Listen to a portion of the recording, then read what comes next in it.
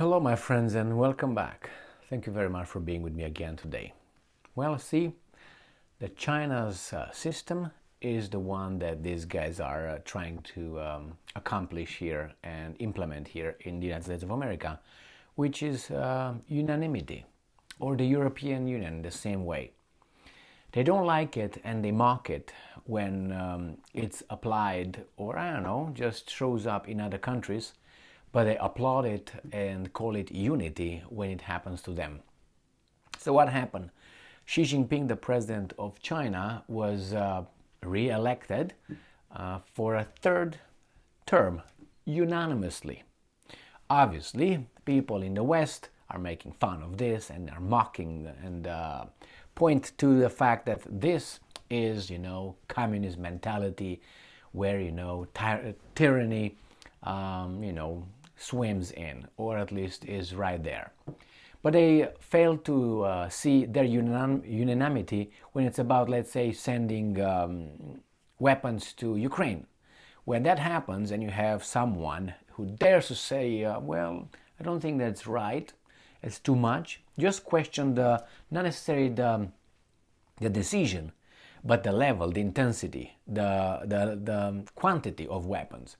That person is denounced as this and as that. Why? Because they want the same unanimity. They want 100 senators to 0, and if they don't have that, for instance, in Senate, the person who might have questions is denounced as Putin's collaborator, a sturge, something like that. The same happens with the European Union, if you remember. If the European Union countries do not agree 100% on, let's say, sanctioning Russia, therefore sanctioning themselves, they are immediately called names and they are trying to, pressure be put on those countries. For example, see Hungary. And, they stonewall it and they, hit as much as they can because they like unanimity when it's about them, because that shows unity, and unity is good in their brain. Sometimes it is good, but sometimes it makes you wonder when some issues are discussed if really unanimity is a sign of unity or it is a sign of regimentation. Here in China, obviously, there's, threats and tyranny and what else. But in our countries, when you have unanimity, that's perfect. Perfect. All right, I don't believe that. I don't believe that to have unanimity here on a certain issue is necessarily good. I'm not saying that should not be unity, but it's very strange that they all think the same way. I'm not talking about generalities like help someone. They will all say yes, yes, yes, that's unanimity. But the problem is that when you go into details, how much you help, how much and why, for how long, there should be some, people might have a different take on that. Like, for instance, as I mentioned before, Ukraine. How long, how much, why, and so on. So let's see what this article has to say about Xi Jinping being congratulated by his friend Putin. So the Telegraph on March 10th, 2023, and the headline reads, Vladimir Putin congratulates, and I'm quoting, dear friend Xi Jinping on winning a new term by 2,952 votes to 0. At least these guys used votes. And some others say, he was awarded this and awarded that. Well, okay, what is that? I'm assuming it's not a scripture ending. Russian President Vladimir Putin on Friday congratulated Xi Jinping on his third term, as China's leader, hailing the strengthening ties between the two countries. Correct. And I'm quoting, dear friend, please accept sincere congratulations, Putin said in a statement released by the Kremlin. And I'm quoting, Russia heavily values your personal contribution towards the strengthening of ties and strategic cooperation between our nations. End quote.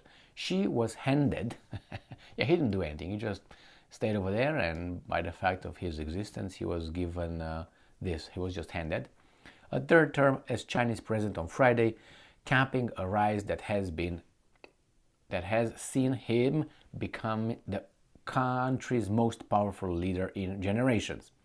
Well, what do you want? That's why he's a leader, right? The appointment by China's rubber stamp parliament, okay, comes after Xi locked in another 5 years as head of the Chinese Communist Party CCP in October. Since then, the 69-year-old Xi has weathered widespread protests over his COVID. Okay, now they try to say he's a bad dude, obviously, so move on. We can use this zero COVID policy. Again, zero COVID policy. So these guys don't like that, Oh, there were widespread protests over his zero COVID policy and the death of countless people after its abandonment. Well, look what happened to the free world in the West regarding the zero COVID, COVID policies and mandates, and then you compare, okay? Those issues have been avoided. Okay, yeah. On Friday, delegates handed Xi a third term as China's president and re-elected him. Oh, okay, see, this is the keyword, re-elected him as head of the country's Central Military Commission in an unanimous vote. A digital monitor on the edge of the stage proclaimed the final tally. All 2,952 votes had been cast in favor of awarding Xi another term in office. Xi held up his right fist and placed his left hand over red letter copy of China's constitution to swear an oath. All right, well, congratulations to him. And it's glad to have, I'm going to use this guy's term when you talk about themselves, so much unity and agreement. That means we go forward full speed.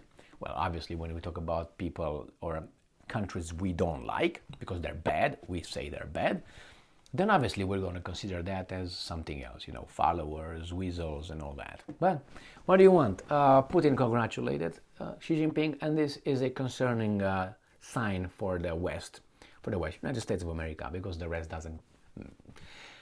Take each and every country outside of the United States by itself and put it against China or Russia, and you realize how weak they are. In any way. Internationally, globally, let's say France. How much influence do you think France has if they want to really hurt Russia internationally?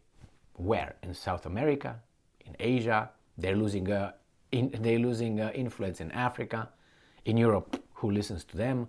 A few weasel countries like Romania, for instance, which will listen to anybody who tells them to do something, because that's the mentality of those people. Yeah, I've been born there, so I know exactly what I'm talking about. That's why I'm not there anymore. One of the reasons. Can't stand that. So anyway, slave mentality, that's what it is. Willing slave mentality, not that someone imposes it on you. No, they have this kind of saying over there, which says the bowed head, the sword will not cut. That means if you're like, okay, you will not be, you will be spared. So that tells you a lot about that beautiful, I don't like that, all right? I don't like that. Unless I'm the one who dictates over there and I'm the one who's, okay. If you like that, go ahead. That's why we have these kind of situations, because we have people who agree to do that. And they have it in their cultural saying. You're supposed to tell people, your children, teach your children, hey, the bowed head, the sword will not cut. Why do I need to bow my head? Why can't I just stay tall and fight and die, or maybe win? No, I'm from the very beginning. Okay. Anyway, so move back to this, guys. This is not good news for the United States of America. As I said, the other countries don't really matter. They matter only in the context of the US's existence and might. If that goes away, all the other countries will start talking normal with bad countries. Right now, they're all in a frenzy. Take Poland. Poland talks as it talks with Russia because of the United States. If the United States would not be over there, Poland will be milder in its arrogance towards Russia. Russia can squash Poland. If you don't think so, it's a different story. But the fact is, some have nuclear weapons, the other ones have nothing. So from that perspective, you understand that. By the way, they don't have to fight a conventional war like it happens in Ukraine. And by the way, the example of Ukraine that some people might want to give me is not Ukraine versus Russia, is NATO versus Russia on the Ukrainian territory. So put that straight over there. The whole Ukraine war would have ended in 2 weeks if it was not for from the other guys coming in. So anyway, the courageous group fight the cowards won. Yeah, I'm always gonna go with that. So they're not happy about this bond between Xi Jinping and Putin. They hope that maybe Xi Jinping will lose something and will not be voted in or appointed, awarded. Therefore, they can have their weasel over there to turn against the bad Russians and become good Chinese in one instance. If, right now, China is considered this and considered that by the West. If tomorrow Xi Jinping goes and a weasel comes and say, well, shifts towards, like a bowed head will not be cut off. If they do that in one day, the whole perception in the mass media and the US politicians will be Chinese are good, everything is good. That's the way it is. That's the way it is. So anyway, congratulations. I don't know. That's up to the Chinese people to figure things out over there, not from the outsiders.